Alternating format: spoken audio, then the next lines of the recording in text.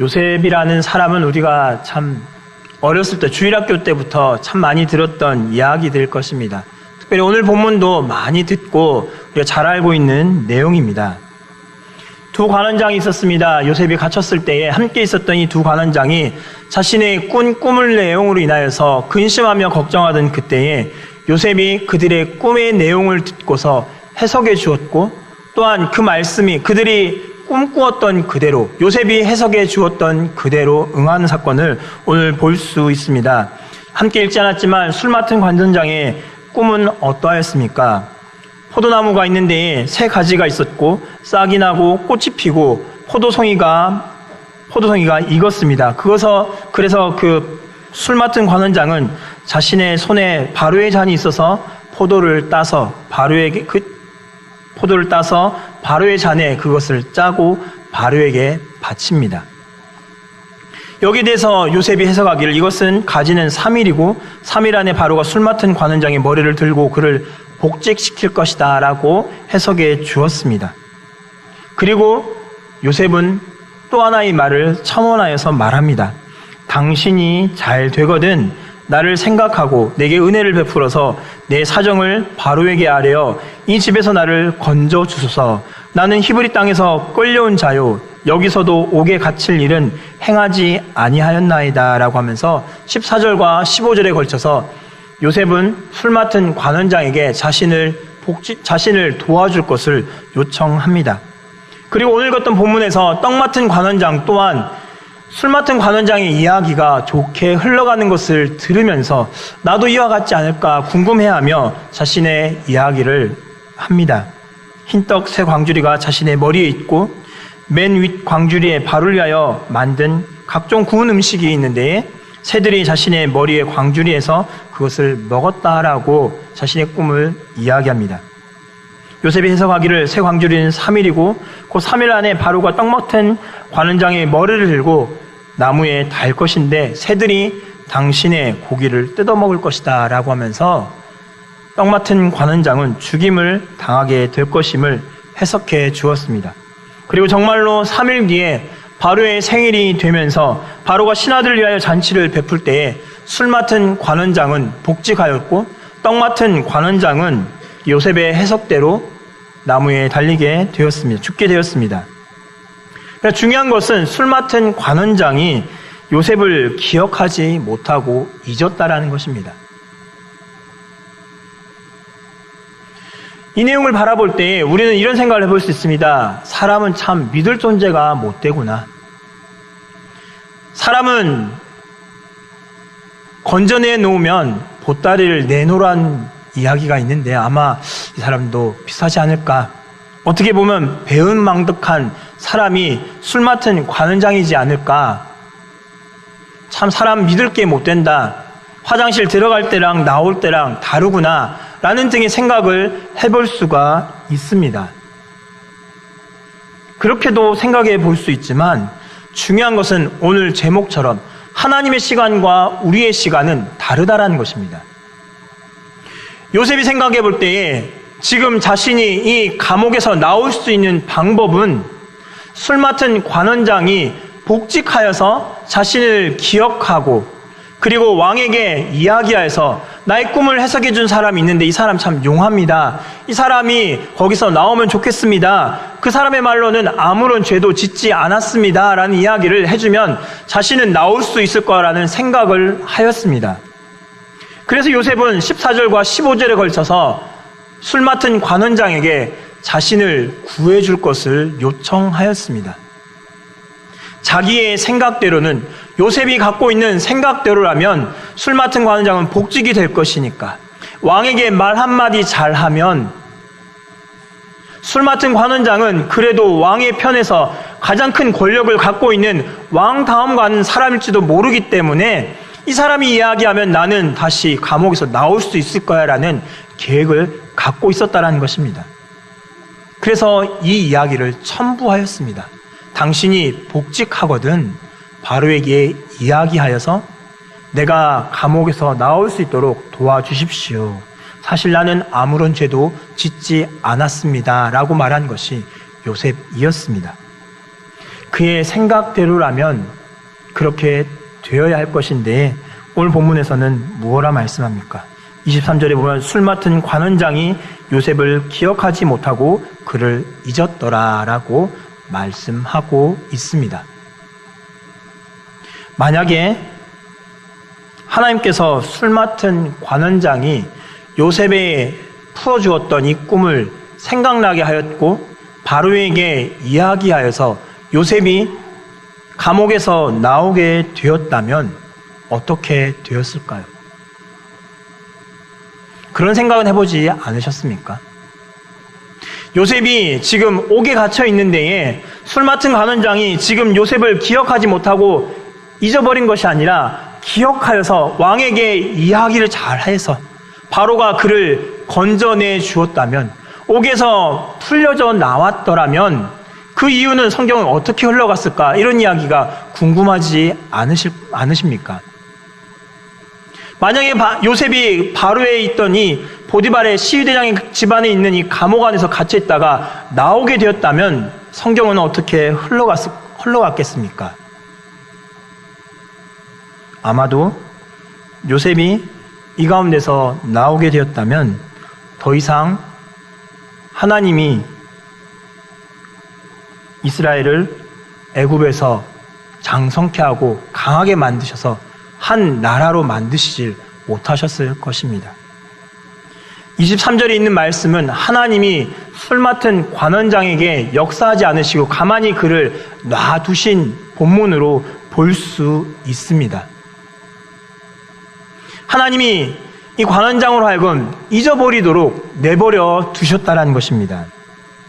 로마서 1장 24절에 그러므로 하나님께서 그들을 마음의 정욕대로 더러움에 내버려 두사 그들의 몸을 서로 욕되게 하셨으니 라는 말씀처럼 죄를 짓도록 만드는 게 아니라 하나님은 놔두심으로 말미암아 사람들이 그 죄를 짓게 관여치 않으신, 죄를 짓지 못하도록 만드시는 것이 아니라 그냥 놔두심으로 말미암아 그들이 그 죄를 짓는 데에 가만 내버리셨던 것처럼 술 맡은 관원장을 통하여서 그에게 역사하셔서 요셉을 잊지 않도록 하셨다면 하나님의 구원 역사가 이루어질 수 없기 때문에 하나님은 술 맡은 관원장이 잊어버리는 사람이라는 것을 알기 때문에 그냥 그를 내버려 두셨다는 것입니다.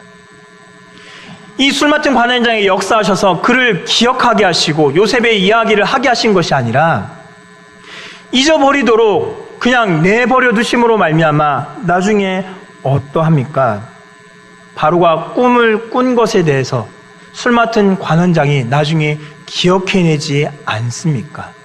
내가 이런 일을 당했는데 그때는 잊었습니다만 정말로 신기방통하게 나의 꿈을 맞췄던 사람이 있습니다라고 말하면서 요셉이 감옥에서 나오게 되는 사건이 있지 않았습니까? 요셉은 이 사건에 대해서 무엇라고 고백합니까? 창세기 45장 7절과 8절에 보면 요셉은 이런 고백을 합니다. 하나님이 큰 구원으로 당신들의 생명을 보존하고 당신들의 후손을 세상에 두시려고 나를 당신들보다 먼저 보내셨나니 그런즉 나를 이리로 보낸 이는 당신들이 아니오 하나님이시라. 하나님이 나를 바로에게 아버지로 삼으시고 그 온 집의 주로 삼으시며 애굽 온 땅의 통치자로 삼으셨나이다 라고 고백하고 있습니다. 먼저 보내셨고 그리고 바로의 집의 통치자로 세우신 이가 내가 아니라 하나님이다라고 요셉은 고백했다는 것입니다. 요셉의 생각으로는 지금 하나님이 이렇게 도와주시면 술 맡은 관원장이 나를 옥에서 꺼내주시면 좋겠다라고 생각하였지만 하나님의 계획은 그것이 아니었다라는 것입니다. 바로가 꿈을 꾸고 그 꿈에 대해서 궁금해하고 그리고 소위 말하는 요셉의 몸값이 올라갈 때까지 기다리셨다가 가장 요셉의 몸값이 올라가게 된 그 시점에 술 맡은 관원장으로 하여금 요셉이 자신의 꿈을 풀어내 주었던 것을 생각나게 하셨다라는 것입니다. 이 생각을 나게 된 것을 통해서 바로는 어떻게 하였습니까? 바로 밑에 바로 외에는 더 큰 이가 없는 자리에 요셉을 세우지 않았습니까? 그리고 이스라엘 백성들이 가나안에서 애굽으로 흉년을 피하여 애굽에 와서 정착할 수 있도록 아무런 문제가 없도록 하나님이 도우시지 않았습니까? 이런 일들을 위해서 하나님은 우리와 다르게 계획을 하셨다라는 것입니다. 우리의 생각에는 지금 이때가 가장 맞는 것이고, 지금 이때 우리의 생각에 이렇게 하면은 딱 맞을 텐데 왜 하나님은 하시지 않습니까? 왜 하나님 가만히 계십니까? 왜 움직이지 않고 가만 우리를 내버려 두시고 도와주지 않으십니까? 라는 질문을 할 수 있습니다만 그것이 아니라는 것입니다. 하나님의 시간은 우리의 시간과 다릅니다. 하나님은 어떤 분이십니까? 우리에게 가장 좋은 것을 주기를 원하시는 분이 바로 우리 아버지 하나님이십니다. 그렇기 때문에 내 생각에는 이것이 최선인 것 같고 최고인 것 같아 보일지라도 하나님 보실 때는 그것이 최선이 아니라 또 다른 더 큰 최선이 있고 가장 큰 최선이 있기 때문에 그것이 이루어질 때까지 하나님은 기다리시고 침묵하시고 계시다라는 것입니다. 사무엘상 13장에 보면 사울이 이스라엘을 다스린 지 2년째 되던 때에 블레셋과의 전쟁이 있었습니다. 사울은 길갈에 진을 쳤고 블레셋은 믹마스에서 진을 치고 두 나라가 전쟁을 하려고 하였습니다. 전쟁을 하려고 하였는데 이스라엘 백성들은 전쟁에 나아가기 앞서서 하나님께 제사를 드리고 예배하고 하나님께 보내시는 것으로 인하여서 이제는 전쟁에 나아가야 했습니다. 그래서 사울은 사무엘이 올 때까지 기다렸습니다. 블레셋의 많은 사람들이 바다의 모래와 같이 많은 사람들이 올라왔기 때문에 지금 이스라엘의 상태는 굉장히 불안하였습니다. 블레셋에 너무나 많은 사람들이 믹마스에 진을 쳐 있고 그로 인해서 이스라엘 사람들의 마음은 굉장히 약해졌고 어떤 이들은 숨기도 하였습니다. 전쟁에 나아가기 위해서 사울은 사무엘을 기다렸지만 하루가 지나고 이틀이 지나고 7일이 지나도 사무엘은 오지 않았습니다. 시간이 지나면서 많은 군대를 바라보아야 했었던 이스라엘 백성들의 마음은 약해졌고 사람들은 하나둘씩 떠나가기 시작했습니다. 사울은 마음이 조급해졌습니다. 그래서 사울을 기다리다 못해 사람들이 떠나가는 것으로 인해서 더 떠나가지 못하게 하기 위하여 자신이 하나님 앞에 제사를 드립니다. 번제와 화목제물을 자신이 하나님께 바치고 난 이후에 그것이 끝나자 사무엘이 그를 찾아와 책망합니다. 그러나 사울은 이렇게 변명합니다. 사무엘상 13장 8절에 사울은 사무엘이 정한 대로 일의 동안을 기다렸으나 사울이 길갈에 오지 아니하며 백성이 사울에게서 흩어지는지라. 이런 일이 있었습니다. 뒤늦게 와서 사무엘이 말합니다. 사무엘이 사울에게 이르되 왕이 망령되이 행하였도다. 왕이 하나님 여호와께서 왕에게 내리신 명령을 지키지 아니하였도다 라고 말하였습니다. 그리고 계속해서 말하기를 지금은 왕의 나라가 길지 못할 것이라 여호와께서 왕에게 명령하신 바를 왕이 지키지 아니하였으므로 여호와께서 그의 마음에 맞는 사람을 구하여 여호와께서 그를 그의 백성의 지도자로 삼으셨느니라 라고 말씀하였습니다. 사울은 급했습니다. 지금 사람들이 더 흩어지기 전에 어수속히 제사하고 예배하고 전쟁에 나아가야 승패가 좀 어떻게 전쟁을 해볼 수 있을 텐데 왜 이렇게 사무엘 선지자는 오지 않을까? 지금이라도 오면은 더 많은 사람들이 흩어져 나가기 전에 이 사람들을 붙잡고 전쟁에 나갈 수 있을 건데 왜 오지 않을까? 그것이 우리의 마음이지 않습니까? 하나님 지금 도와주시면 딱 좋은데 하나님 지금 이러고 더 시간이 지나가면 더 지체되면은 이 문제가 더 악화되는데 하나님 왜 가만히 계십니까? 라고 우리는 질문하지 않습니까? 그러나 다시 말씀드리지만 하나님의 시간과 우리의 시간은 다릅니다. 더 좋은 것을 우리에게 주시려고 하나님은 우리의 시간이 아닌 하나님의 시간에 하나님의 때에 그 일들을 진행해 나가시고 이루셔서 우리에게 더 큰 은혜를, 더 큰 기쁨을, 더 큰 평안을 우리에게 주신다는 사실을 기억하시기 바랍니다. 예수님이 승천하시기 전에 제자들이 이런 얘기를 합니다. 사도행전 1장 6절에 주께서 이스라엘 나라를 회복하심이 이때니까 라고 물어봅니다. 정말로 지금이 이제 하나님께서 회복하시는 이때입니까? 라는 질문을 던졌을 때 예수님의 대답이 어떠하였습니까? 사도행전 1장 7절 8절에 때와 시기는 아버지께서 자기의 권한에 두셨으니 너희가 알 바 아니요 오직 성령이 너희에게 임하시면 너희가 권능을 받고 예루살렘과 온 유대와 사마리아와 땅끝까지 이르러 내 증인이 되리라 하시니라라고 말씀하셨습니다. 예수님이 말씀하신 것은 제자들의 질문은 지금 하나님이 회복하시는 때가 지금 바로 여기입니까? 라는 질문 앞에서 예수님은 무엇을 하셨습니까? 너희가 알 바 아니다. 하나님이 때가 되시면 하실 거기 때문에 지금 너희 해야 될 일은 지금 이때가 언제인지 아는 것이 더 중요한 것이 아니라 증인으로서 삶을 살아라라고 말씀하십니다.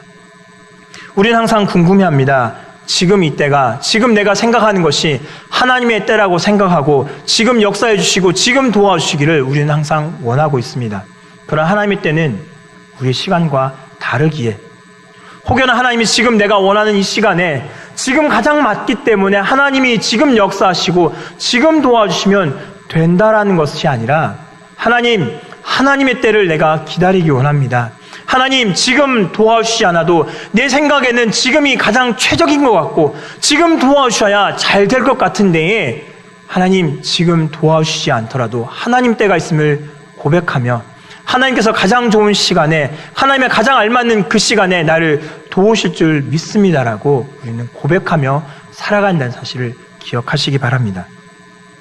요셉은 성경에서 예수님 이후로 아마 흠이 없는 사람일 것입니다. 모세도 흠이 있었습니다. 무리바에서 반석에 바위를 2번 침으로 말미암아 하나님의 의를 드러내지 못했습니다. 그러나 어느 누구도 요셉의 흠을 찾아내지 못했습니다. 흠이 하나 있다면 오늘 읽었던 본문의 내용이겠죠.